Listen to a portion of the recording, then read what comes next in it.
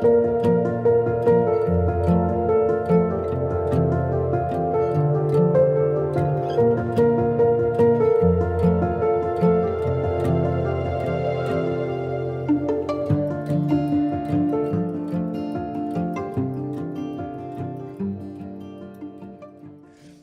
I want to start is with a quick story. My father is a United Methodist minister and had two churches on his charge in Annapolis, Maryland, and they were similar in certain ways, African-American congregations, but different in other ways. So the ways in which they were different from a socioeconomic status, I mean, maybe you could say one was upper, lower class, and the other was lower middle class. So just a little tiny step difference there. But from a musical standpoint, and I studied classical piano, and one of the things that was different is that in one of the churches, there was more classical music, spirituals, anthems sung. In the other church, it was kind of more like old school, which means, you would have testimony service. And so someone would come up and start singing not a song that you'd recognize, really just improvising. So it's call and response. And so then the congregation responds. So then for me, as a classical pianist, I'm thinking, how many beats in this, at this note, and then what's coming next? I'm trying to predict so that I know, where to go with my voice. And that was very frustrating in my early years because that's how I was thinking. And then I realized, oh, you feel this. You do this in community. You actually know where you're going next because you're in sync with one another.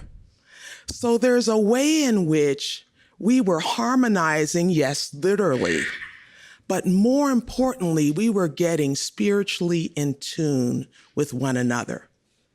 Now I'm going to share some studies I've been engaged in, a book that came out of the Brehm Center, Worship That Changes Lives. Many folks here, faculty, were part of that research project and that book, Worship That Changes Lives. But the work that I've been doing now probably for the last 15 years gives me some more clearer language to explain this specific experience. And the main thing I want you to see in that is, you see how I was judging? You hear the judgment? Let me be explicit. I didn't like that other style because I was lost. It was out of my comfort zone. So what was actually a divisiveness within myself? And let's highlight that. It's not only the world that's divided. We are divided in different aspects of ourselves. It eventually became something that was bridged and felt like harmony and actually helped me be more in tune with myself and other people. That's the opportunity that not only music, but arts provide. So let us proceed. You see some of my collaborators there, both in the book, the authors with Worship That Changes Lives, but also this other work that I will be highlighting. So when we think about what is worship, we can have different ways of thinking about it. What Foster describes it, I love in John, true worshipers shall worship the Father in spirit and in truth. The Father seeketh such to worship him. Worship should propel us into deeper obedience, greater obedience, or else it hasn't been worship. Well, I am a psychologist, so looking at some of the research that we have in this area, there have been findings that, certain denominations are more associated with positive health outcomes, specifically Seventh-day Adventists. That research has been found. And religious involvement in general has positive health effects. And from a mental health standpoint, we have found decreased depression and positive associations with psychological well-being. But this is one of the most interesting findings that still holds that there's something about going to church. Even after you control for, social support, these other kind of variables, there's something about going to church that still is associated with lower morbidity, less disease, and people tend to live longer. And so we're still trying to identify what might be contributing to that. But that's an important thing that we do find here in the research. So then I'm going to refer a little bit to some of the things that we found that are relevant to this in the book that I referred to. So these are the sections of the book: Theology of Worship, Worship in the Arts, and Worship Narratives and Transformation. So this was a study of 74 people, African American, Caucasian, Korean American, and Latino, from Pentecostal and Presbyterian churches right here in Southern California. And it was balanced in terms of numbers. We asked them, apart from conversion, was there a time in worship when you were transformed? And we define transformed as being a time when you behaved differently. So it's not just that you felt better, your behavior changed. Now, what is interesting, and this kind of connects with what our previous speaker was saying, David Bailey, sadness was often a critical pre-experience state. So what preceded transformation was actually experiencing sadness as you came to worship. Now, the question is, does our worship, as he was highlighting in terms of the role of lament, does it give room and space for that experience? So what we found was that worship did provide for these folks cognitive insight. They understood something different. And by the way, for Pentecostals and Presbyterians, the sermon mattered. Surprise. Exactly, I was surprised. Even more than music or other arts. So we might have needed to strengthen our questions, but I'm telling you, that was a very clear finding. And sometimes a guest preacher who was saying the same thing that the pastor said. So amen for guest preachers, because I think that artistic shift, having another voice, kind of reinforces, and that makes a difference. But this is what we found. They bring their troubled lives to worship. And not only do they have an affectively powerful experience, but they learn something that changes how they engage their lives. And it was either through direct contact through the message, as I mentioned, or an artistic element in worship. Now, what's interesting, too, there were some ethnic differences in this. In general, as African Americans, and we had the interviews in Korean and in Spanish, as the African Americans were describing their experiences, they tend to describe in more relational terms than our Korean brothers and sisters. And there were also some other differences by age, which were fascinating. But overall, transformation was occurring across all groups, all ethnic groups. It just looked a little different depending on your group and your ethnic group and your age. So one of the first persons who's looked at some of this work, Ellen Idler, she talks about, well, part of what might be happening in that church and when people attend church and during services is that meditation, prayer, repentance, forgiveness may both reduce stress by helping people focus on resolving conflict and forgiveness. That is the exact thing that we found, that people actually are experiencing worship in ways that allows them and convicts them to forgive those people in their lives that they need to forgive. And it is a process.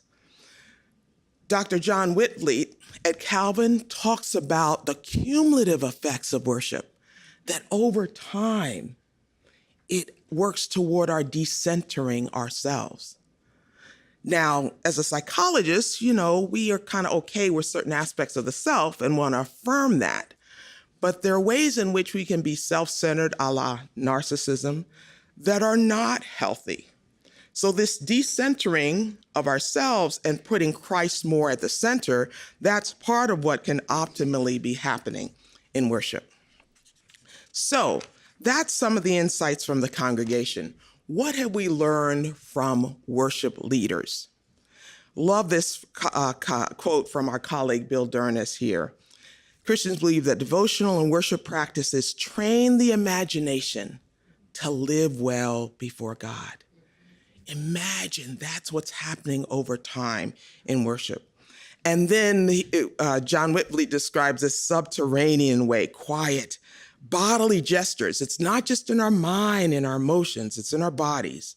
And language that invites us into the work of the Holy Spirit in us. One of my favorite passages here, to be a living sacrifice, not to conform to the world, but be transformed by the renewing of our mind. In describing embodiment in music, John Blacking makes this interesting point. Yes. He says, music is a synthesis of cognitive processes present in the culture and the human body, but the form it takes and the effects it has on people are generated by the social experiences of human bodies in different cultural environments. So you know what? Some of what divides us is your body works different than mine. We're arguing and divided about things that, that's just who we are. God has uniquely and wonderfully made us different.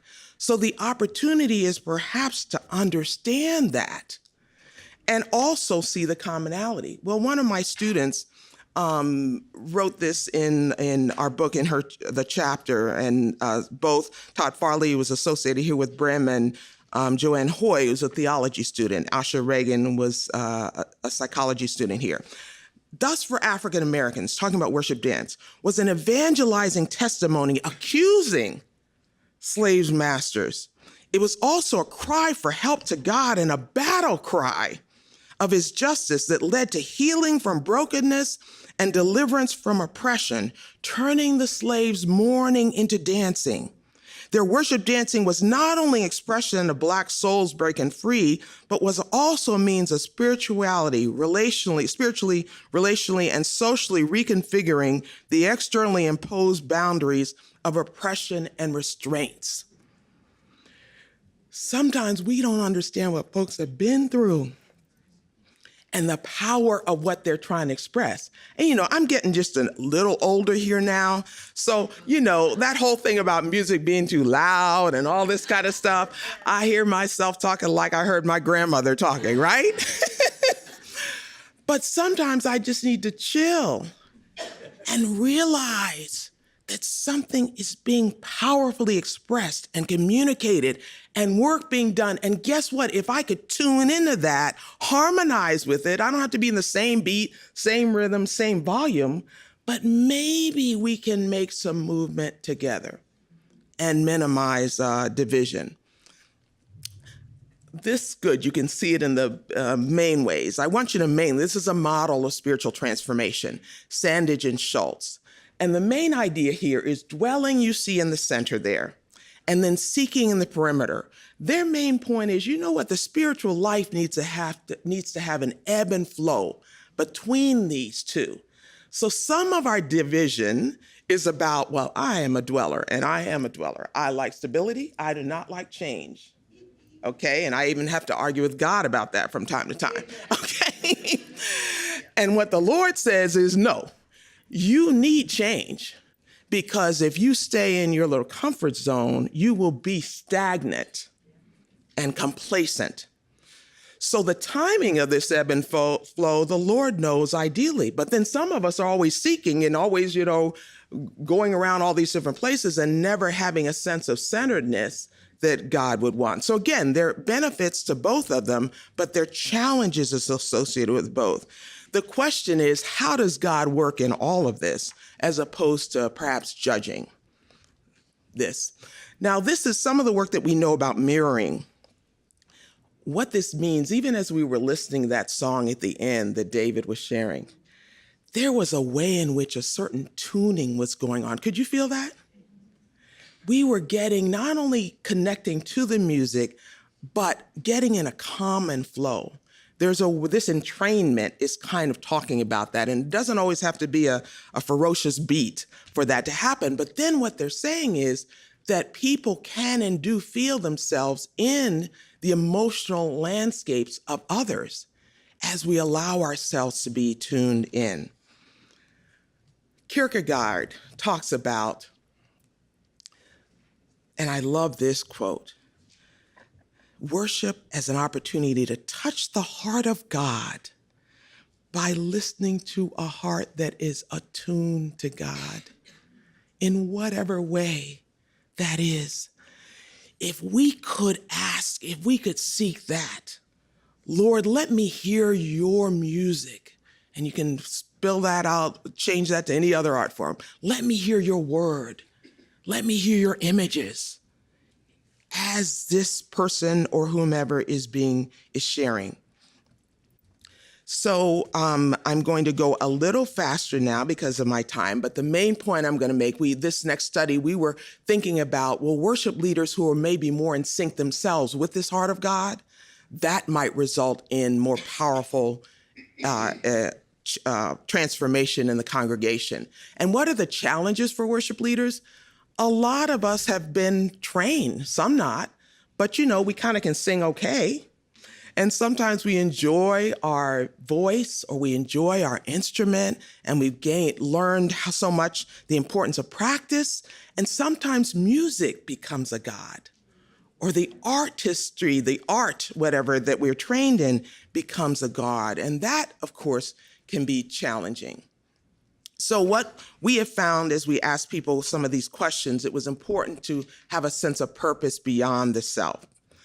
So we had some questions that we asked people. I'm just going to move forward in the process of preparation. We had a diverse group of people, but I want to just have you hear some of their words, and that's how I will end. These themes were some of the things that they said, and here are some of their words, and I'll just highlight. God-centric engagement, my own transparency, my own struggle, gives people freedom to be honest. The Spirit comes through and people are inspired to turn their hearts in worship toward God. God's action and presence. A lot of prayer, praying that God would take control, that the Holy Spirit would infuse life. God doesn't need me to be the absolute best. He just needs me to be available. Continual focus on glorifying God.